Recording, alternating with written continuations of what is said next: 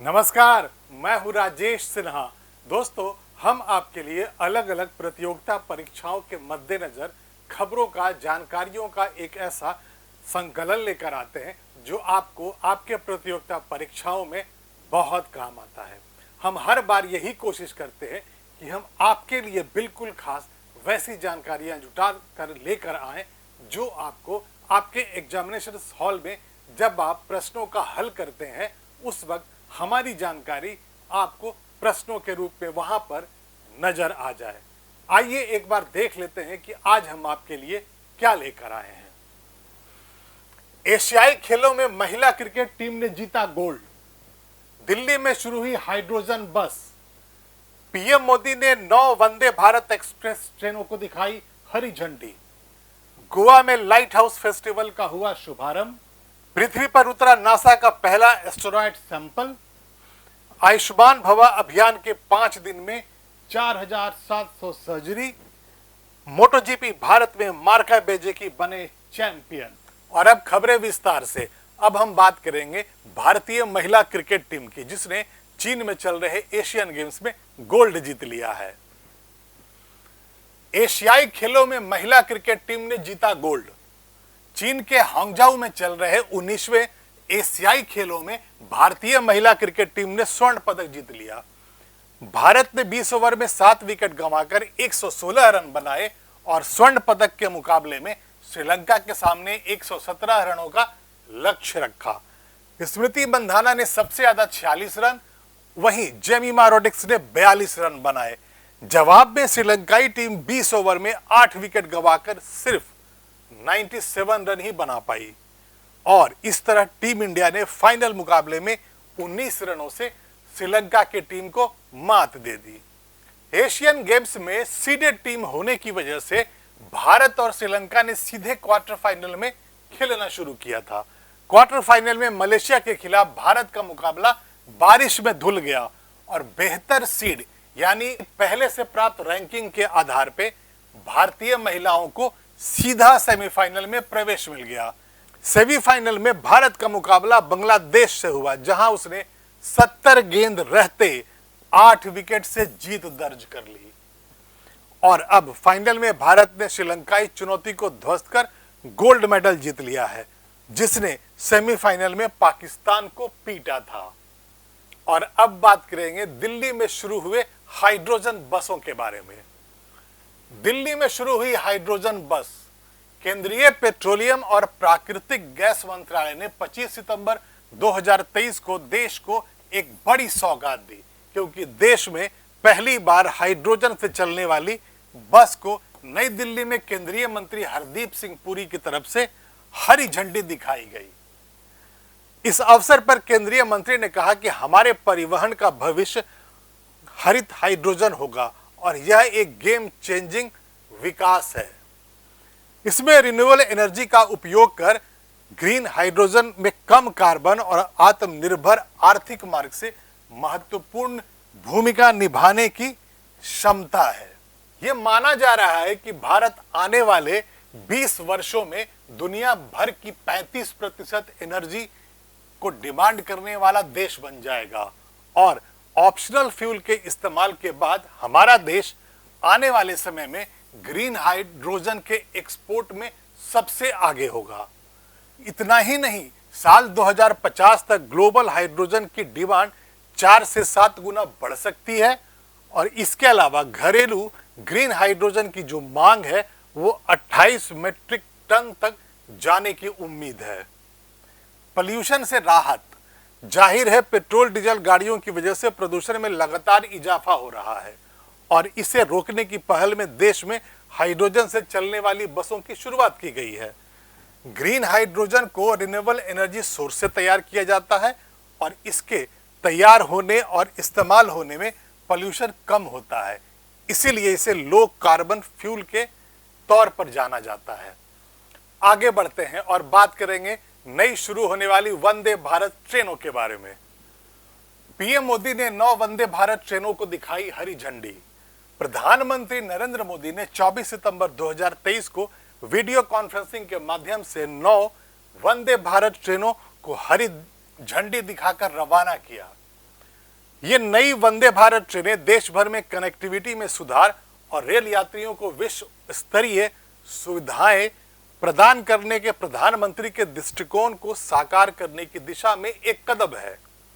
जिन नई ट्रेनों को हरी झंडी दिखाई गई है वो हैं Udaipur Jaipur Vande Bharat express, Tirunelveli Madurai Chennai Vande Bharat express, Hyderabad Bengaluru Vande Bharat express, Vijayawada Chennai Vande Bharat express, Patna Howrah Vande Bharat express, Kasaragod Thiruvananthapuram Vande Bharat express, Rourkela Bhubaneswar Vande Bharat express, Ranchi Howrah Vande Bharat express, Jamnagar Ahmedabad Vande Bharat express. प्रधानमंत्री ने 9 वंदे भारत ट्रेनों को हरी झंडी दिखाए जाने को देश की आधुनिक कनेक्टिविटी का एक अभूतपूर्व अवसर बताया है। उन्होंने कहा कि देश में बुनियादी ढांचे के विकास की यह गति और पैमाना 140 करोड़ भारतीयों की आकांक्षाओं से बिल्कुल मेल खाता है। प्रधानमंत्री ने यह भी कहा कि आज से शुरू हुई ट्रेनें अधिक आधुनिक और आरामदायक है और नए भारत के नए उत्साह का प्रतीक भी है। उन्होंने ये कहा कि वंदे भारत ट्रेनों में 1 करोड़ 11 लाख से ज्यादा लोगों ने अब तक सफर कर लिया है और इस बात पर खुशी जताई कि वंदे भारत ट्रेनों को लेकर भारत की जनता में उत्साह लगातार बढ़ रहा है। प्रधानमंत्री ने यह भी बताया कि 25 वंदे भारत ट्रेनें विभिन्न राज्यों और केंद्र शासित प्रदेशों में लोगों की सेवा में हैं और अब नई और वंदे भारत ट्रेनों को जोड़ा जा रहा है और ऐसे ही वो दिन दूर नहीं होगा जब ये वंदे भारत ट्रेनें पूरे भारत के अलग अलग स्थानों को कनेक्ट कर लेंगी। उन्होंने यह भी कहा कि वंदे भारत उन लोगों के लिए फायदेमंद है जो समय बचाना चाहते हैं और एक ही दिन में यात्रा करना चाहते हैं। इसका मतलब यह है कि अगर आप दिल्ली में रहते हैं और आपको जयपुर जाना है और आप अपने काम को 2-4 घंटे में वहां पे खत्म कर लेते हैं तो सवेरे वंदे भारत से आप दिल्ली से चले जाएं, शाम को आप जयपुर से वापस आ जाएं। यही उनका कहना है। क्यों खास है आखिर वंदे भारत ट्रेन? वंदे भारत एक्सप्रेस 100% स्वदेशी ट्रेन है, यानी भारत में ही यह बनाया गया है। वंदे भारत ट्रेनों में मेट्रो ट्रेन के समान एकीकृत यानी इंटीग्रेटेड मोटर इंजन है। नॉर्मली होता यह है कि जो ट्रेन होती है रेलवे की उसमें लोकोमोटिव इंजन होते हैं, लेकिन इसमें मेट्रो ट्रेन की तरह मोटर वाले इंजन हैं। ट्रेन 100 किलोमीटर की स्पीड सिर्फ 52 सेकंड में पहुंच लेता है। इसमें स्वचालित दरवाजे होते हैं, यानी इस ट्रेन के अंदर की जो सीट होती है वो 360 डिग्री पर घूम जाती है। ट्रेन पूरी तरह से वाईफाई से सुसज्जित है, यानी कि आपको वहां पर वाईफाई मिलता है, आप वहां पे इंटरनेट कनेक्शन को यूज कर सकते हैं। इसमें जीपीएस सिस्टम लगा हुआ है और जो इसमें टॉयलेट्स बने हैं वो बायो वैक्यूम के आधार पर बनाए गए हैं। और अब चलते हैं गोवा और वहां लाइट हाउस फेस्टिवल जो चल रहा है उसके बारे में बात कर लेते हैं। केंद्रीय पोत परिवहन और जल मार्ग तथा आयुष मंत्री सर्बानंद सोनोवाल ने 23 सितंबर 2023 को गोवा के पणजी में ऐतिहासिक किले अगौड़ा में भारतीय प्रकाश स्तंभ उत्सव यानी कि लाइट हाउस फेस्टिवल के पहले संस्करण का उद्घाटन किया। इस महोत्सव का उद्देश्य भारत के 75 प्रतिष्ठित लाइट हाउसों के समृद्ध समुद्री इतिहास को पुनर्जीवित करना और दुनिया के सामने उनकी शानदार गाथाओं को लेकर आना है। इस प्रकार के पहले आयोजन के प्रमुख स्थल फोर्ट अगौड़ा में आयोजित होने वाली बैठक में गोवा के मुख्यमंत्री प्रमोद सावंत, केंद्रीय पोत परिवहन जल मार्ग और पर्यटन राज्य मंत्री श्रीपद नायक और गोवा सरकार के पर्यटन मंत्री रोहन खोंटे ने भाग लिया। सर्बानंद सोनोवाल ने इस अवसर पर कहा, बहुत लंबे समय तक अंधेरी रातों के बीच सैकड़ों नाविकों और जहाजों को आशा की रोशनी प्रदान करते समुद्री तटों के मूक प्रहरियों को नजरअंदाज कर दिया गया था। प्रकाश स्तंभ उत्सव इसे बदलने का हमारा प्रयास है और इन ऐतिहासिक प्रकाश स्तंभों ने हमारे देश के इतिहास में जो महत्वपूर्ण भूमिका निभाई है उसके बारे में सभी को बताना है, उससे जोड़ना है और उसके बारे में शिक्षा प्रदान करना हमारा मिशन है। नरेंद्र मोदी के नेतृत्व वाली केंद्र सरकार ने परिवर्तन के लिए सुधार की पहल के एक हिस्से के रूप में भारत में पोत परिवहन क्षेत्र में सहायता के विकास रखरखाव प्रबंधन के लिए एक रूपरेखा प्रदान करने के लिए लाइट हाउस अधिनियम 1927 को निरस्त करके समुद्री परिवहन के लिए समुद्री सहायता अधिनियम 2021 लागू किया था। इसके अंतर्गत हमने विरासत प्रकाश स्तंभ की नई अवधारणा प्रस्तुत की, जिसमें केंद्र सरकार अपने नियंत्रण में समुद्री परिवहन के लिए किसी भी सहायता को विरासत प्रकाश स्तंभ के रूप में नामांकित करती है। समुद्री परिवहन में सहायता के रूप में उनके कार्य के अलावा ऐसे लाइट हाउसों को शैक्षिक, सांस्कृतिक और पर्यटक उद्देश्यों के लिए विकसित किया जाएगा। यानी कि जो इन लाइट हाउसों को हो उसको इस तरह से विकसित किया जाएगा कि उन्हें देखने के लिए टूरिस्ट भी आएंगे। यह महोत्सव सिर्फ ज्ञान का नहीं है, बल्कि यह मूल्यों और अवसरों को प्रदान करने के बारे में है।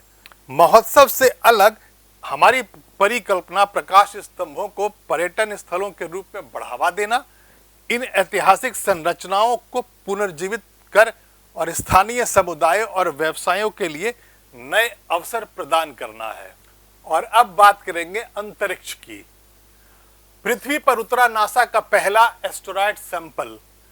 अंतरिक्ष से एस्टेरॉयड नमूनों को लेकर नासा का पहला अंतरिक्ष यान 7 साल की यात्रा पूरी करके 24 सितंबर 2023 को उत्ताह रेगिस्तान में उतरा। पृथ्वी के पास से गुजरते हुए ओसिरिस रेक्स अंतरिक्ष यान ने कैप्सूल को 63,000 यानी कि 1,00,000 किलोमीटर दूर से छोड़ा था, जो पैराशूट के जरिए सेना के उत्ताह परीक्षण एवं प्रशिक्षण के रेंज में सफलतापूर्वक उतर गया। वैज्ञानिकों को बेनू नामक कार्बन समृद्ध एस्टेरॉयड से कम 1 कप मलबा मिलने का अनुमान है।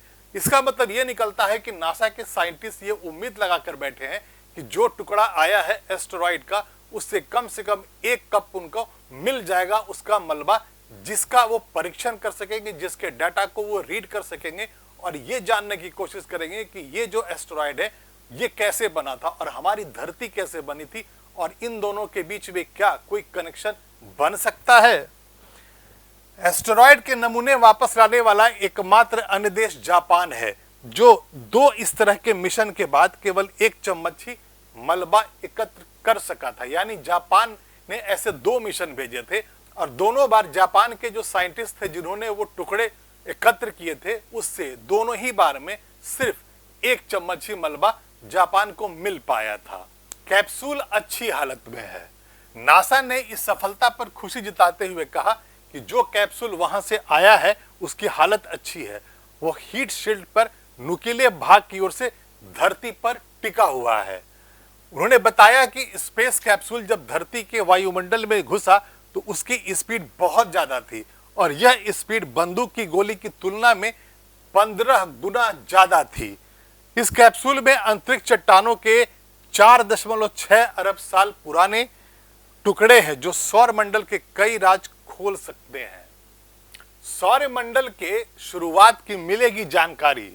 इस एस्टेरॉयड के नमूनों के अध्ययन से वैज्ञानिकों को 4.5 अरब साल पहले हमारे सौर मंडल की शुरुआत के संबंध में बेहतर ढंग से समझने में मदद मिलेगी और पृथ्वी और जीवन ने कैसे पूरा आकार लिया था इसकी हम कल्पना कर पाएंगे। ओसिरिस रेक्स है क्या? ओसिरिस रेक्स को 8 सितंबर 2016 को लॉन्च किया गया था और उसके बाद 22 सितंबर 2017 को पृथ्वी के पास से उसने उड़ान भरी और 3 दिसंबर 2018 को एस्टेरॉयड बेनू के पास पहुंचा।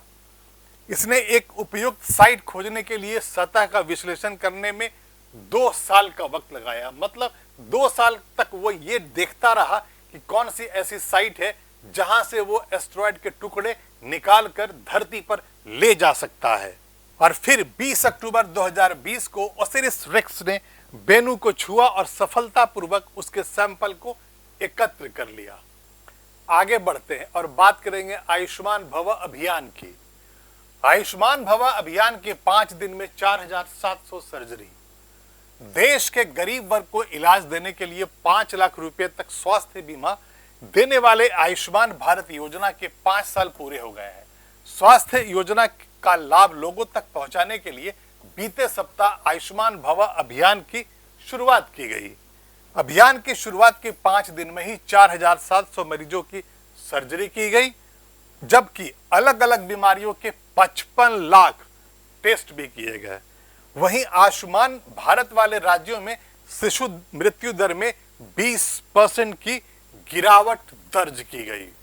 राष्ट्रपति द्रौपदी मुर्मू ने 17 सितंबर 2018 को आयुष्मान भव योजना की शुरुआत की थी और इस अभियान के 5 वर्ष पूरे होने पर देश भर में अलग अलग कल्याणकारी कार्यक्रम चलाए जा रहे हैं। अभियान के तहत अगले एक पखवाड़े तक राज्यों में आयुष्मान भारत योजना से लोगों को जोड़ा जा रहा है और इसके प्रति जागरूकता बढ़ाई जा रही है। अभियान का उद्देश्य हर घर तक योजना का लाभ पहुंचाना और आयुष्मान कार्ड उपलब्ध कराना है और इसके साथ ही स्वास्थ्य मेला, बीमारी जांच कैंप आदि संचालित करना है। स्वास्थ्य राज्य मंत्री भारती पवार ने कहा कि पिछले 5 दिनों में आयुष्मान भव कार्यक्रम के तहत 51,000 से ज्यादा आयुष्मान मेले लगे और 21 लाख लोगों ने इसमें हिस्सा लिया। उन्होंने कहा कि पिछले 5 दिनों में कुल 55 लाख परीक्षण और स्क्रीनिंग हुई है, जबकि 4,700 सर्जरी की गई। उन्होंने यह भी कहा कि अभियान के तहत 5,600 रक्तदान शिविर आयोजित किए गए और 42,000 यूनिट रक्त इकट्ठा कर लिया गया। आयुष्मान भव अभियान है क्या? आयुष्मान भव अभियान केंद्रीय स्वास्थ्य और परिवार कल्याण मंत्रालय की एक व्यापक राष्ट्रीय स्वास्थ्य सेवा पहल है, जिसका उद्देश्य देश के हर गांव और कस्बे तक स्वास्थ्य सेवाओं की अंतिम छोर तक कवरेज प्रदान करना है। इस अभियान को 17 सितंबर से 2 अक्टूबर 2023 तक सेवा पखवाड़े के रूप में संचालित किया जा रहा है। आगे बढ़ते हैं और अब बात करेंगे रफ्तार की दुनिया की। मोटोजीपी भारत में मार्को बेजिची बने चैंपियन। उत्तर प्रदेश के ग्रेटर नोएडा में 24 सितंबर 2023 को बुध इंटरनेशनल सर्किट में आयोजित मोटोजीपी भारत फाइनल रेस का आयोजन किया गया, जिसमें दुनिया भर के 22 बाइक राइडर्स ने हिस्सा लिया था, लेकिन बाजी मारने में सफल रहे डुकाटी के मार्को बेजिची। इस तरह मार्को बेजिची पहला इंडियन ग्रैंड प्रिक्स जीतने वाले राइडर बन गए। मुनी VR46 रेसिंग टीम डुकाटी के राइडर इटली के मार्को बेजिची के लिए सीजन की यह दूसरी जीत है। फैंस के साथ साथ बेजिची भी यहां के ट्रैक से काफी प्रभावित दिखे और उन्होंने इसकी जमकर तारीफ करते हुए कहा, यह एक ऐसा ट्रैक है, जब मैंने इस पर बाइक राइड किया तो मुझे काफी पसंद आया। कुल मिलाकर यह मेरे लिए अच्छा रहा। शारीरिक रूप से मुझे सिर के साथ बेहतर महसूस हुआ, इसीलिए दिशा बदलने में कोई समस्या नहीं थी, जैसा कि मिजोना में हुआ था। दूसरे स्थान के लिए मुकाबला काफी कड़ा रहा और इसकी शुरुआत सबसे पहले बगानिया और मार्टिन के बीच में हुई। दोनों के बीच लगभग 13 लैप तक कांटे की टक्कर देखने को मिली और इसके बाद दूसरे स्थान पर मार्टिन से आगे चल रहे बगानिया मोड़ 4 पर दुर्घटनाग्रस्त हो गए और तीसरे स्थान पर ही उन्हें संतोष करना पड़ा। और अभी के लिए इतना ही। हम फिर हाजिर होंगे जानकारियों का एक ऐसा ही संकलन लेकर आपके लिए आएंगे, लेकिन आप इस वीडियो को लाइक करें, शेयर करें और इस चैनल को सब्सक्राइब करें। तब तक के लिए धन्यवाद।